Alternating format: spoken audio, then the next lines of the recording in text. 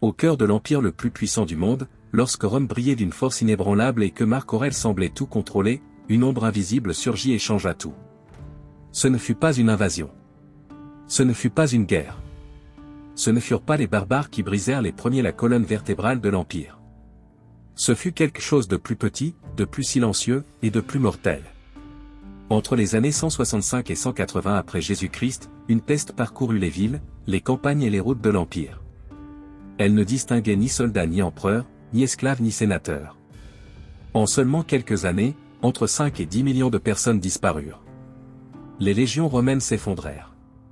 Les villes se vidèrent. Les temples se remplirent de supplications. Et l'empereur philosophe, Marc Aurèle, écrivit en larmes. Tout ce que nous aimons est condamné à se perdre. C'est l'histoire d'une pandémie oubliée par beaucoup, mais qui marqua le début de la fin de Rome. Restez, car vous êtes sur le point de découvrir comment une simple maladie affaiblit le plus grand empire de l'histoire. Imaginez un empire au sommet de sa puissance. Les légions reviennent triomphantes d'Orient, leurs enseignes flottant dans le vent, mais elles ne rapportent pas seulement la gloire, elles rapportent la mort.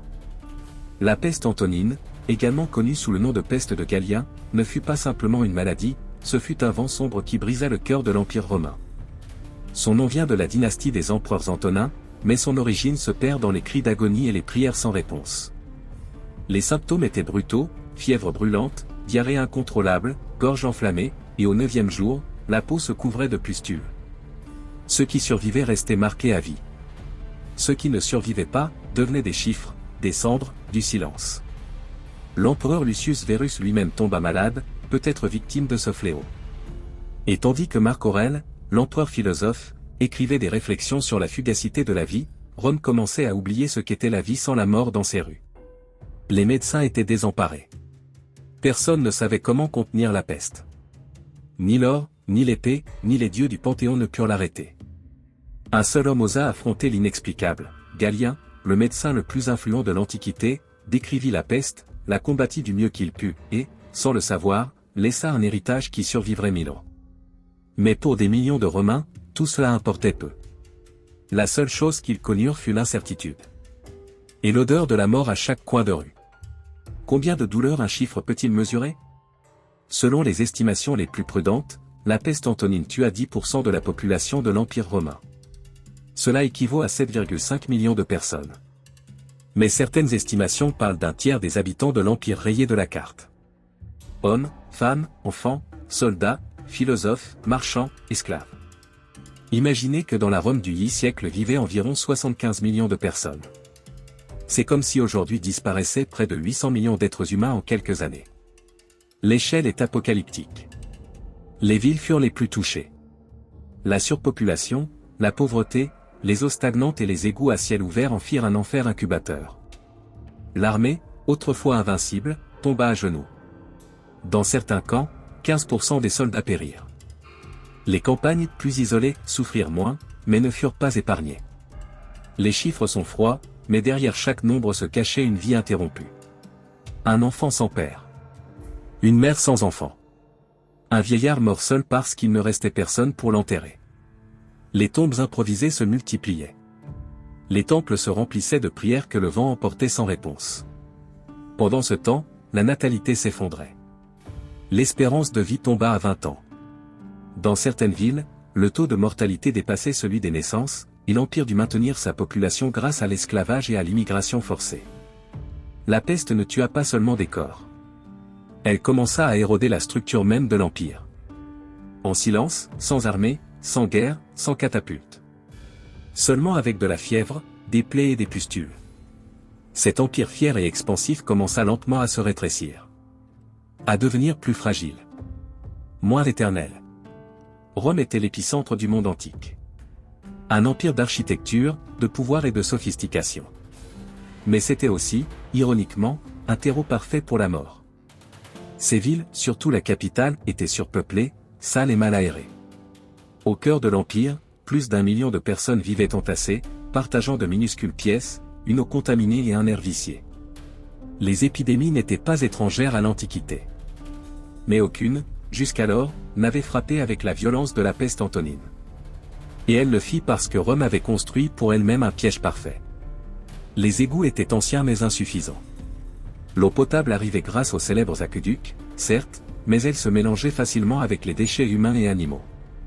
Les esclaves, qui arrivaient par dizaines de milliers après chaque campagne militaire, augmentaient brutalement la population urbaine, remplaçaient les ouvriers salariés et vivaient dans des conditions inhumaines.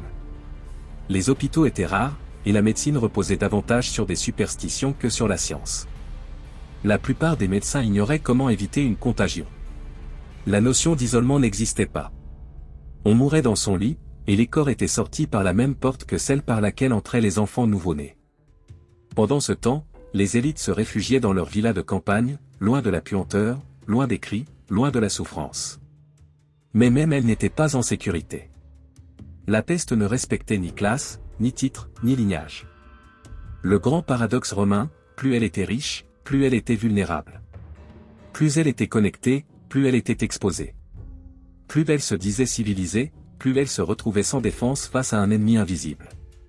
Rome avait construit un réseau de routes impeccable, unifié par la terre et la mer. Une merveille logistique pour le commerce, mais aussi pour la maladie. Chaque char, chaque navire, chaque légion devenait une artère par laquelle la peste voyageait avec fureur.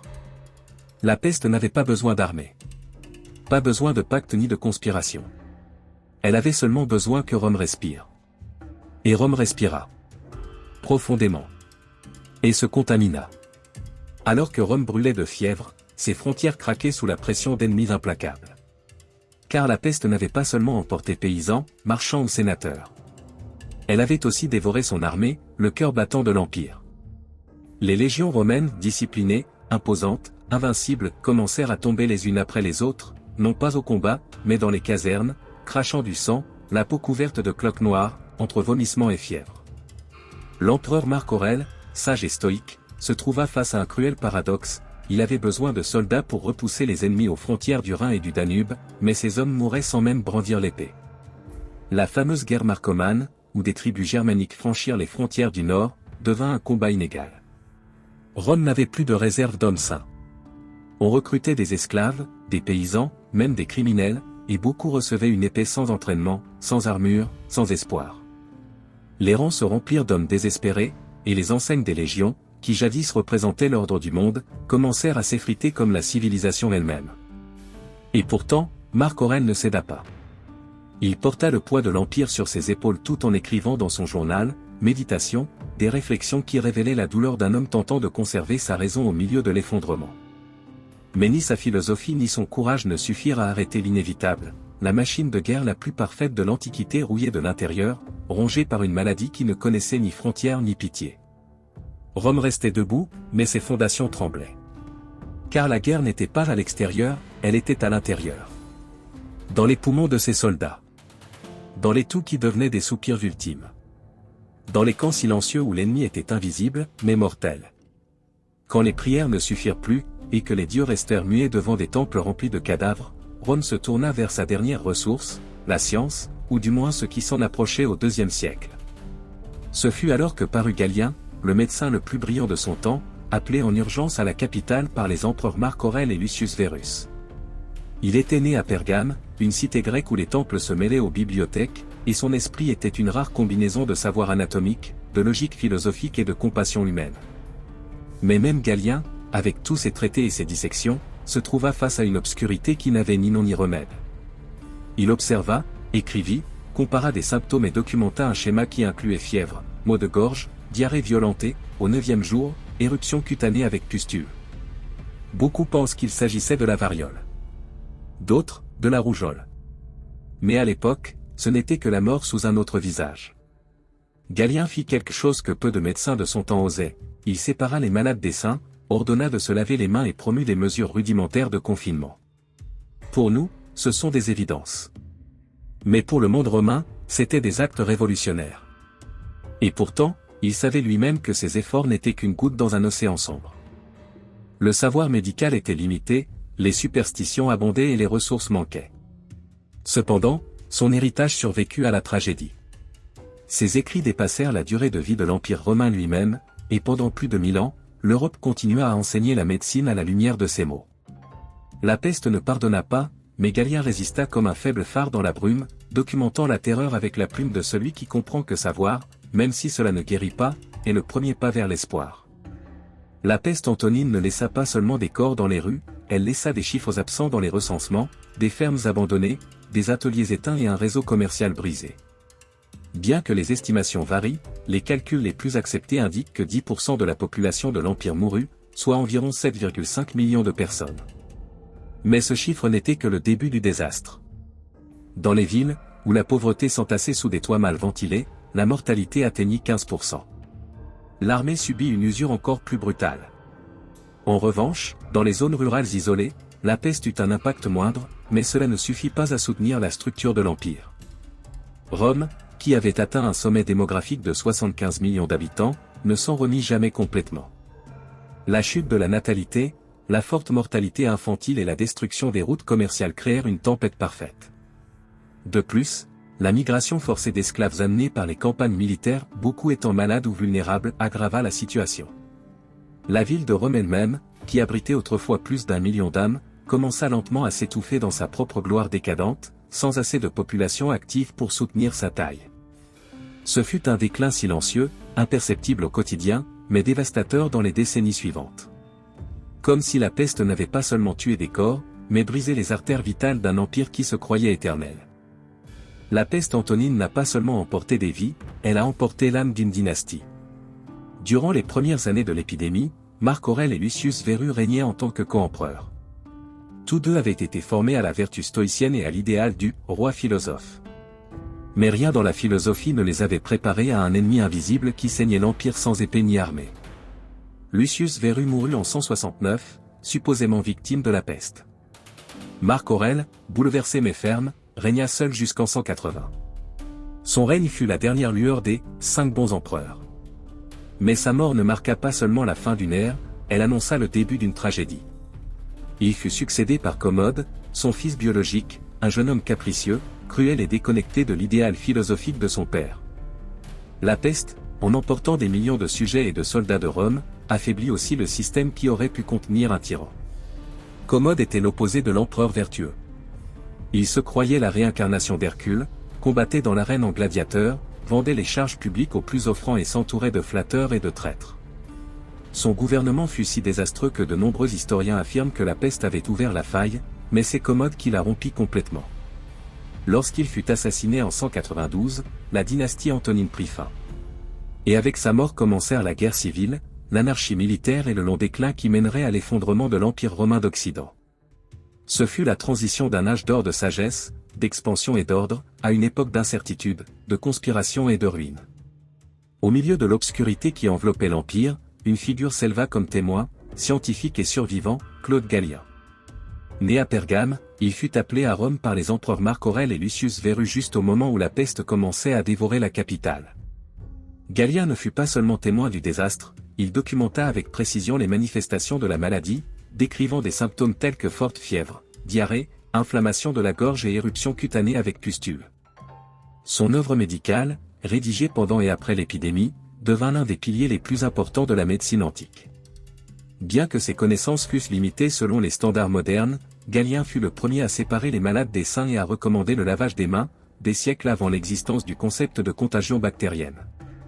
Pour de nombreux historiens, Galien fut le premier médecin de l'histoire à affronter une pandémie massive avec une approche systématique. Son héritage traversa les siècles. Ses livres furent étudiés pendant plus de 1000 ans en Europe et dans le monde islamique. Mais il fut également témoin d'autre chose, la confrontation entre la science et les superstitions d'une civilisation en crise. Tandis que Galien analysait les symptômes, beaucoup à Rome croyaient encore que la peste était un châtiment des dieux. Ainsi, parmi les cadavres, les prières et les traités médicaux, Galien devint le symbole du savoir face à la mort, à une époque où raison et foi vacillaient ensemble. L'armée romaine, fierté de la civilisation la plus puissante du monde antique, vacilla devant un ennemi invisible. La peste antonine ne faisait pas de distinction entre paysans et centurions. Les légions revenant d'Orient portaient plus que la gloire, elles portaient la mort. Lorsque l'empereur Lucius Verus mourut en 169, beaucoup soupçonnèrent un empoisonnement, mais les symptômes étaient les mêmes que ceux affectant ses soldats, fièvre, éruption et décomposition accélérée. Marc Aurèle, dévasté par la perte, fut contraint de prendre des décisions inimaginables. Il recruta esclaves, gladiateurs et criminels pour reconstituer les légions décimées. La peste avait vidé les camps. Certains historiens affirment que la perte fut si grave que l'armée romaine frôla l'extinction sans livrer une seule bataille. Au cœur de cette débâcle sanitaire commencèrent les guerres marcomanes, une coalition de tribus germaniques profita de la faiblesse impériale pour attaquer les frontières du Danube. Marc Aurèle, philosophe et guerrier, dut retarder sa réponse pendant 3 ans. Il n'y avait pas assez d'hommes. Il n'y avait pas de force. Lorsqu'il contre-attaqua enfin, l'empereur ne combattait pas seulement des barbares, il luttait contre l'écho de la peste, contre la fragilité d'un empire qui se croyait immortel. De nombreux soldats contaminés propagèrent même la maladie aux tribus ennemies, étendant la tragédie au-delà des frontières. Ainsi, la gloire de Rome rouilla au rythme d'une guerre qu'elle ne pouvait plus mener comme avant. Et bien que Marc Aurèle mourut en campagne en 180, son héritage fut marqué par un empire qui n'était plus le même. L'acier avait cédé face au virus. La peste antonine ne tua pas seulement des hommes, elle tua aussi les routes. Les artères commerciales du monde romain commencèrent à se coaguler. L'océan Indien, ce vaste corridor de soie, d'épices et de pierres précieuses, devint un couloir d'ombre. Des historiens comme Raph de Crespigny soutiennent que la peste pourrait avoir affecté simultanément l'Empire Han en Chine, entre 151 et 185. Une coïncidence trop parfaite, juste au moment où Rome et la Chine resserraient leurs liens diplomatiques, la maladie apparaissait. En 166, une mission diplomatique romaine arriva à l'Est. Apportait-il un message, ou apportait-il la peste? Le premier cas documenté en Occident ne se produisit pas à Rome, mais à Smyrne, en Asie mineure. Pourtant, la proximité temporelle entre la mission et l'apparition du virus a fait naître des soupçons chez des générations de chercheurs. Bien que Rome n'ait jamais cessé d'importer de la soie et des parfums, le flux diminua. Les marchands craignaient la contagion, les ports tremblaient à l'arrivée des navires étrangers. Le commerce souffrit, et avec lui, l'âme même de l'Empire. Car Rome n'était pas seulement des légions, c'était un marché, un lieu d'échange, un monde cosmopolite. Si autrefois la route de la soie était une artère vivante, elle n'était plus qu'une plaie ouverte. La peste antonine fut comme une éclipse du commerce mondial. Et bien que Rome continue d'acheter à l'Orient, sa splendeur commença à s'estomper lentement, comme les lumières d'une ville qui s'éteignent une à la tombée de la nuit.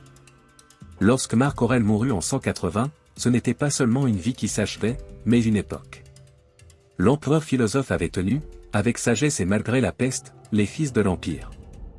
Mais sa mort laissa le trône à Commode, son fils, un homme dont l'ambition démesurée, la cruauté capricieuse et les délires de grandeur sonnèrent l'alarme à Rome. Commode n'était pas seulement incompétent, il était incendiaire. Alors que Rome se remettait encore de la peste, il s'adonnait à des spectacles sanglants, se proclamant réincarnation d'Hercule, tuant des animaux sauvages dans l'arène et abandonnant les affaires de l'État à des favoris corrompus. Sous son règne, l'autorité impériale perdit sa sacralité. Le Sénat le craignait, le peuple le ridiculisait. Son obsession pour le culte de son image et son mépris pour l'administration saignèrent à blanc ce qui restait de stabilité. En 192, Commode fut assassiné dans son palais. Il mourut étranglé, comme si l'Empire lui-même le rejetait. Avec sa mort, la dynastie antonine s'éteignit, celle qui avait offert à Rome 5 bons empereurs. Ce qui suivit fut une guerre civile, une danse de généraux, un chaos sanglant qui ouvrit la voie à des siècles de fragmentation. La peste antonine, Commode et l'instabilité qui s'ensuivit n'étaient pas des événements isolés, ce furent des dominos tombant les uns après les autres, annonçant ce que les historiens appelleraient plus tard l'effondrement progressif du monde romain. Rome, encore debout, avait commencé à se vider de l'intérieur.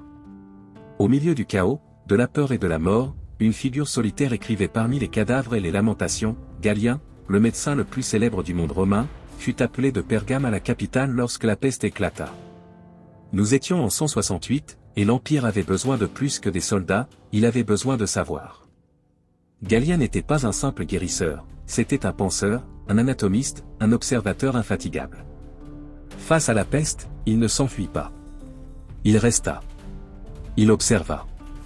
Il nota les symptômes. Fièvre, diarrhée, pharyngite, et au 9e jour, des pustules. Ces descriptions, des siècles plus tard, feraient penser aux épidémiologistes modernes à la variole. Mais Galien ne pouvait le savoir. Les bactéries et les virus n'existaient pas dans son vocabulaire, seulement les dieux, les humeurs et le courage. Ce qui fut extraordinaire, c'est que, sans comprendre les agents pathogènes, Galien appliqua des mesures qui sauveraient des millions de vies des siècles plus tard, isolement des malades, hygiène, lavage des mains. Des idées simples, mais révolutionnaires pour son époque. Un acte de sagesse face à l'ignorance. Ces traités, comme la méthode de traitement, devinrent le phare de la médecine occidentale pendant plus d'un millénaire. Il n'est donc pas surprenant que son nom devienne synonyme de « médecin ». Galien ne sauva pas l'Empire, mais il laissa quelque chose de plus durable, la première tentative systématique de comprendre une peste avec des outils rationnels. Dans un monde tourmenté par des dieux en colère et des augures sinistres, Galien fut la voix de la raison parmi les échos de la mort. La peste antonine n'infecta pas seulement les corps, elle corrompit la structure même d'un empire déjà sur le déclin. Les légions, affaiblies par les pertes, rentraient chez elles avec des soldats émaciés, effrayés et moins aptes à défendre les frontières. Les provinces, laissées sans protection, commencèrent à subir des incursions barbares. Mais ce n'était pas seulement l'épée de l'ennemi qui faisait trembler Rome. C'était le silence dans les forums, la pénurie dans les marchés, le manque de bras dans les champs, et les cris des mourants dans les ruelles qui débordaient autrefois de vie. L'Empire, habitué à conquérir par le fer, ne savait pas faire face à un ennemi sans visage. La peur elle-même devint un virus encore plus contagieux. Chaque famille qui perdait un fils, un père, une mère, s'éloignait un peu plus de la promesse impériale. L'idée de Rome comme centre éternel du monde se fissura.